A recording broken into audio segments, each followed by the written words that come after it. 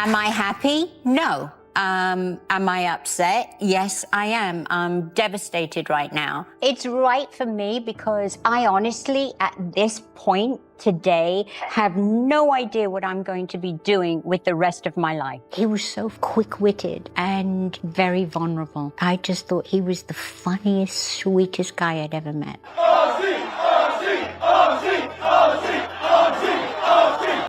The Black Sabbath lead singer, Ozzy Osbourne, has died. For decades, he was chaos incarnate, the bat-biting, stage-snarling prince of darkness.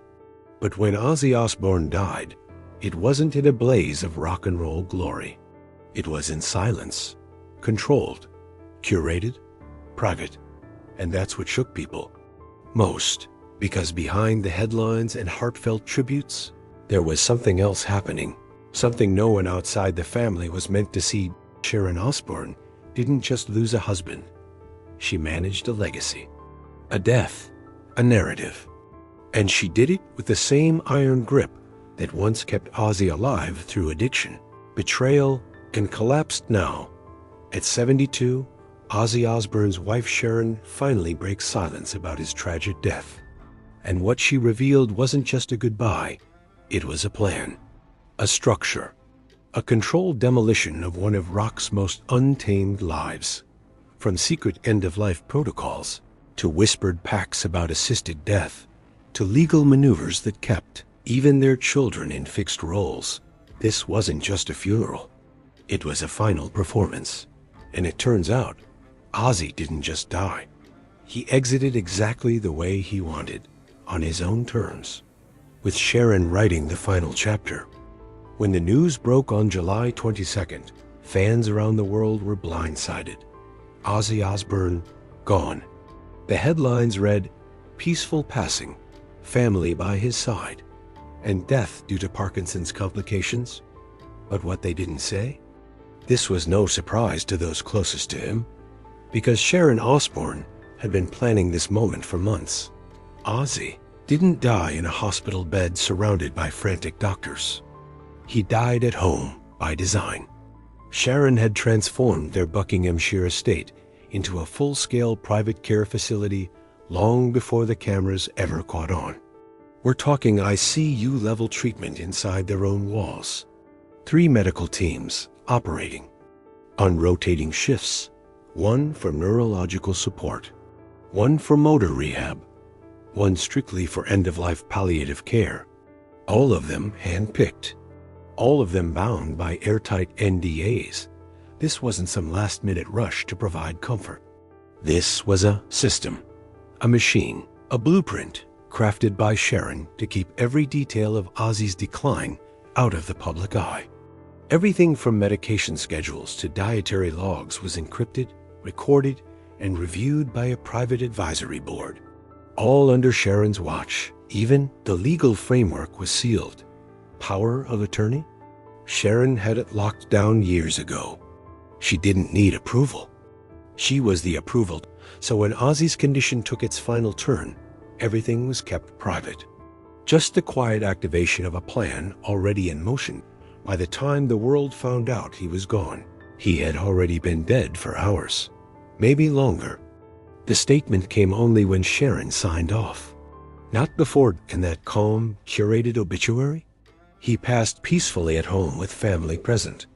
It wasn't a poetic phrase. It was the product of precision. 3 days before the world knew, the Osbourne family knew. And it started with a call, one final connection. Ozzy couldn't speak. Parkinson's had already taken that. But his mind? Still sharp, still present, still aware enough to say goodbye without saying a word. Under Sharon's direction, a final video call was arranged, scheduled, not spontaneous, medically approved, carefully timed to avoid overexertion. On one side of the screen, Jack Kelly, and Amy on the other, the man they'd grown up watching electrify stadiums, now lying silent but fully conscious in a darkened room. He looked at each of them in turn. His eyes did the talking, lingering, focused, deliberate. Not frantic, not fearful, just final. Jack later said, There was nothing ambiguous about the moment. We all knew what it meant. And here's what makes that moment even more striking. Sharon was the only one allowed to be physically present in the room, while no one else was allowed. It wasn't an accident. It was a decision. A decision Ozzy made when he could still sign his name. One last request, honored to the letter. And when the moment came, when that last breath passed and the room fell silent, everything went quiet. Just peace. And Sharon, quietly holding the line between life and legacy, it wasn't a rock star send-off. It was a curtain closing in perfect silence. For years, fans dismissed it as dark humor, just Sharon being Sharon. But after Ozzy's death, one old quote came roaring back like a ghost in the room. Back in 2007, Sharon Osbourne sat down for a TV interview and casually dropped a bomb.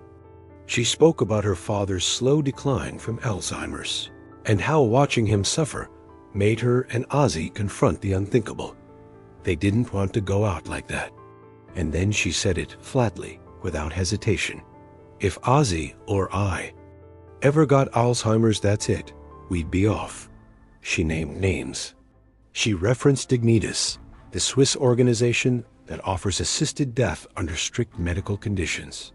At the time, people brushed it off as hypothetical, a throwaway, lying, but it was never really forgotten. Fast forward to 2025. Ozzy's Parkinson's had advanced.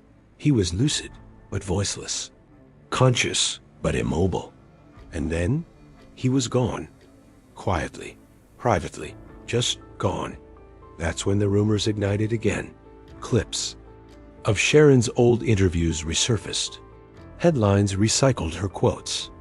And then came the October 2023 episode of the Osbournes podcast, where Jack, half-jokingly, asked if the plan to fly to Switzerland was still on. Sharon didn't blink. "Do you think we're going to suffer?" she said. And when Jack nervously replied, "Isn't life already suffering?" her answer was stone cold. Mental suffering is enough pain without physical. So if you've got both, see ya. The internet exploded. Was she serious? Was this just their brand of macabre humor? Or something more? Kelly Osbourne tried to put the fire out. 11 days before Ozzy's death, she posted to Instagram, calling the old death pact something my mom said for attention one time. But the tone didn't match the moment. And more importantly, it wasn't exactly true. Because while Sharon's words may have sounded flippant in public, her actions in private were anything but careless. She held total medical authority. She controlled every legal document, every treatment protocol, every final directive. And she was the only one in the room when he died. No one's confirmed that assisted death occurred. But no one's denied it either. What's left is a shadow, a quiet, deliberate death. And a woman who always said she'd never let the man she loved suffer, not even if it meant controversy. To the outside world, it looked like devotion. Sharon Osbourne, the loyal wife, the tireless caregiver, the woman who stood by Ozzy through addiction, chaos, and collapse. But behind closed doors, it was something far more calculated. Sharon didn't just care for Ozzy. She controlled every single element of his environment. And it wasn't born out of fear. It was built out of strategy. By the time Ozzy's health began to spiral, Sharon had already converted their estate into something resembling a high-security compound with medical privileges.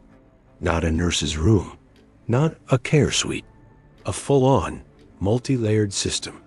Inside that house, there were 3 rotating medical teams, each operating like elite units. One focused on neurological stability, one on motor function therapy, and the third, palliative care, always on standby, always silent. No one got through the door without clearance. Even close friends of the family had to communicate through intermediaries or legal counsel. Every shift was logged, every routine encrypted and reviewed weekly. Sharon didn't just build a fortress. She built a command center, and the law was on her side. Power of attorney? She secured it years before Parkinson's ever became public. That meant no one could override her choices, not even the kids. She was the medical, financial, and legal gatekeeper of Ozzy Osbourne. The home itself had been retrofitted, air filtration, emergency generators, soundproofed rooms, advanced biometric monitoring. It wasn't a mansion. It was a medically equipped sanctuary disguised as a celebrity estate. Even Ozzy's appearances were subject to approval. If he couldn't maintain facial control, if his tremors were too visible, or if his speech declined, past a certain threshold, he would be restrained from all public outings. No performances. Not unless Sharon cleared it. She wasn't just shielding him from the public. She was shielding the legacy. Everything was structured, documented, and protected. From his meals, to his medicine, to his music rights. And when the time came, that same fortress ensured no paparazzi got close. Everything was kept private, just silence. Exactly the way she built it. Before Sharon Osbourne could construct the airtight fortress that shielded Ozzy in his final years, she had to rebuild something far more fragile: trust. And the truth is, it almost didn't happen in 2016. Everything broke. The tabloids exploded. With a story that cut deeper than any scandal in the Osbourne legacy, Ozzy had been cheating. And not just rumors. Concrete, undeniable facts. An ongoing affair with a celebrity hairstylist exposed down to the messages and dates. For Sharon, it wasn't just betrayal, it was public humiliation. After decades of defending Ozzy from critics, managing his addictions, and literally keeping him alive, she was blindsided. And this time, she didn't defend him. She left. She canceled all of his appearances. She stripped him of upcoming performances. And for the first time in their marriage, she called their union exactly what it was in that moment: broken. But here's where it gets even more intense. This wasn't just a marital spat. It triggered a full legal and logistical overhaul of their relationship. Behind the scenes, Sharon didn't just demand accountability. She drafted new terms, boundaries, agreements, written documents. Ozzy underwent treatment, not just for the affair, but for what the family referred to as compulsive sexual behavior. Many saw that as a sanitized label. But Sharon wasn't trying to diagnose him. She was trying to reprogram him. Legal files were created outlining new behavioral expectations. Financial monitoring was introduced. Ozzy could no longer appear publicly without Sharon's approval. Any interviews, tours, or travel had to be cleared in advance. These weren't suggestions. They were terms, like a contract. Even the children were pulled into the structure. Jack began managing privacy and legal compliance. Kelly took over social media narratives and family communications. Amy, always the quietest, remained behind the curtain, only involved when absolutely necessary. Sharon didn't want flowers or apologies. She wanted structure. She didn't ask for forgiveness. She demanded order. The marriage wasn't healed. It was rebuilt under her rules. And that, more than anything, laid the groundwork for what came next. Because after this collapse, Sharon didn't just become a caregiver. She became the commander of every detail in Ozzy's life. And Ozzy, once wild, erratic, uncontrollable, agreed to it. Because by then, he knew chaos had nearly destroyed everything. Now, structure would be the only thing that kept it all standing. Ozzy Osbourne built his legacy on chaos. But in the final decade of his life, chaos had an expiration date, and Sharon Osbourne stamped it out. Piece by piece, after the affair, everything changed. The freedom, the unpredictability, the spontaneity, gone. What replaced it was precision. Under Sharon's authority, Ozzy's life became a system. Every moment, every move was scheduled, reviewed, and signed off in advance. Even time with his own children was filtered through logistics. Jack became the legal and digital overseer, managing everything from asset protection to intellectual property rights. Kelly became the family spokesperson, vetting interviews and crafting narratives that kept Ozzy's image sharp but controlled. Amy, by choice, remained in the shadows, holding on to the most personal parts of Ozzy's legacy: the unreleased songs, the journals, the handwritten lyrics. Inside the home, Ozzy's routine became almost militarized. Everything was done to make life simple for him. Even the music, the one thing Ozzy always claimed as his escape, was handled with restraint. Studio sessions were private, stripped down, and recorded only for family use. These weren't hits for charts. They were echoes of a man preparing to leave something behind. And through it all, Ozzy didn't rebel. He didn't push back. He surrendered because he knew his body was betraying him. The tremors, the stiffness, the stuttered speech. The man who once electrified crowds with his scream was now whispering his thoughts through blinking eyes and silent nods. And in that silence, he chose trust over freedom, trust in the woman who once forgave the unforgivable, trust in the structure she built, trust that when the end came, she would carry him through it on his terms. And maybe that's the biggest twist of all. The man who once thrived on madness ended up placing his life and his death in the hands of someone who turned madness into management. Ozzy Osbourne's death marked the end of a legendary life. But what came next wasn't grief, it was activation. Because Ozzy didn't just leave behind memories. He left a map, a legal, airtight roadmap for everything he built. And at the center of it all was Sharon. This wasn't a typical will split between heirs. Ozzy didn't divide his estate like a sentimental father. He divided it like a CEO, by function, by skill set, by trust. Jack Osbourne, methodical and tech-savvy, was handed all digital assets, unreleased concert footage, old backups, production files, and IPs that had never seen the light of day. Kelly, battle-tested in the media spotlight, was given control of public messaging. Press releases, interviews, social narratives. She became the family's official voice. Amy, always the ghost in the background, was entrusted with the most delicate part: Ozzy's personal archive. Demos, handwritten lyrics, unreleased songs. He never meant for the public. The kind of material you only give to someone who won't exploit it. But Sharon? Sharon got everything else. The core, the crown, the licensing, the branding, the catalog, the image of Ozzy Osbourne. She was given full, uncontested authority over every decision about his name, face, voice, or music. All decisions were to be made by her. And in true Sharon fashion, she didn't hesitate to say no. Immediately after Ozzy's death, offers poured in.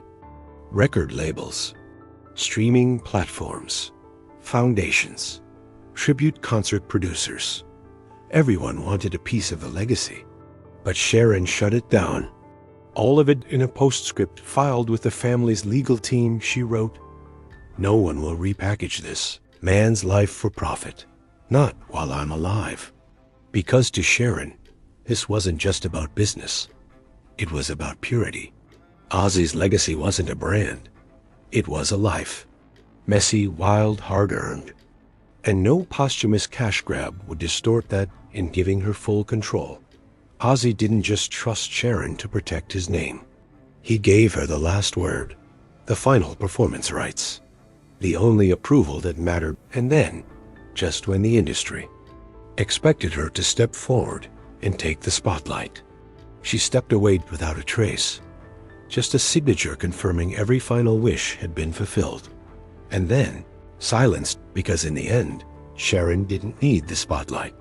She had already carried out Ozzy's last gift, not just control, but peace.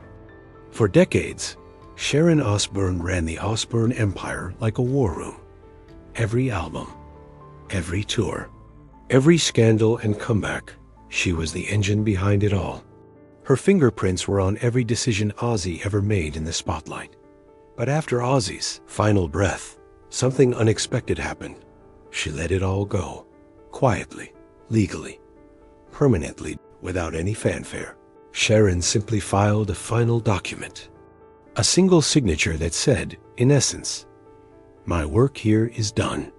After years of holding power of attorney, managing every medical treatment, executing every branding contract, and denying every outsider's attempt to cash in on Ozzy's legacy, she stepped down, not because she couldn't handle more, but because she knew she'd done everything she promised. There was no televised memorial. Instead, there was silence. There was privacy. There was closure to those closest to her. It wasn't just an administrative move. It was seismic. Sharon didn't just walk away from the brand.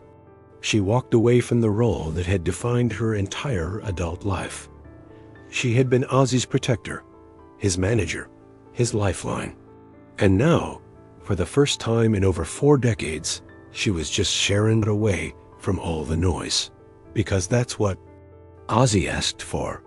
And Sharon, ever the enforcer, ever the strategist, made sure that even in death, the chaos stopped exactly where he wanted it to.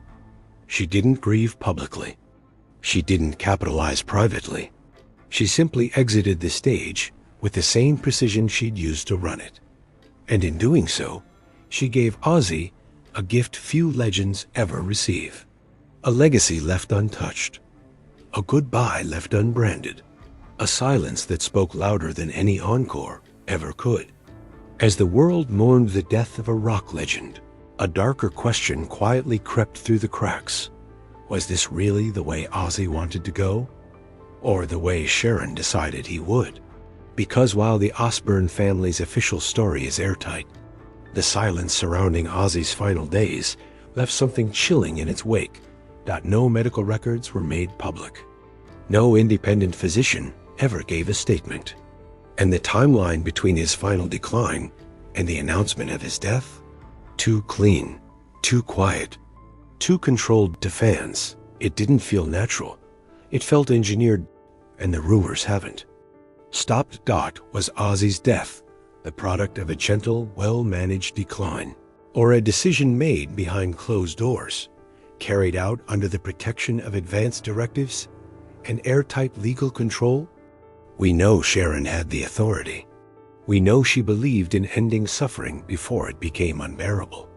We know Ozzy had lost the ability to speak, move, or live independently for months before his death.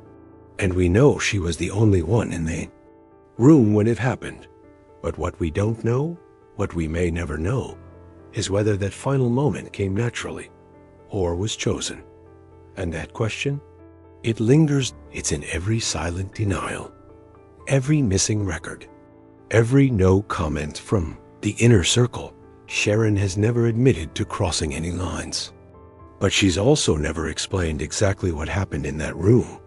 And maybe she doesn't have to. Because in the end, Ozzy trusted her with everything. His life, his career, his goodbye. Whether she ended it or merely protected it, one thing is clear. Sharon Osbourne was always in control. From the chaos of the early years to the haunting quiet of his final breath, she didn't just love Ozzy. She managed him right to the very end. And when the time came, she made sure the exit was clean, silent, and exactly on her terms. Ozzy Osbourne lived loud. He made headlines, started riots, and turned chaos into a career. But in the end, he left in total silence. Just a single room, a final breath, and one woman who carried out his last wishes down to the second. Sharon Osbourne didn't just say goodbye. She engineered it. She transformed a life that had once been uncontainable into a legacy that would never be touched by scandal, leaks, or exploitation. And then she walked away, quietly. That's not how legends usually go out. But Ozzy Osbourne was never usual. And neither was the woman who stood beside him until the very end. But one question still lingers. Did Sharon protect Ozzy, or did she control him to the very last second? Was this his peaceful end, or the final performance she directed? That's the question we're leaving you with. Drop your thoughts in the comments. Do you believe the rumors about the death pact? Was this the most dignified ending a rock legend could ask for, or something darker, hidden behind contracts and control? We're reading all of it. And if you want more untold stories, more behind-the-scenes truth, and more moments the media won't touch, like this video, subscribe, and turn on notifications. Because sometimes the biggest legends don't go out screaming. They go out silent, exactly how they planned it.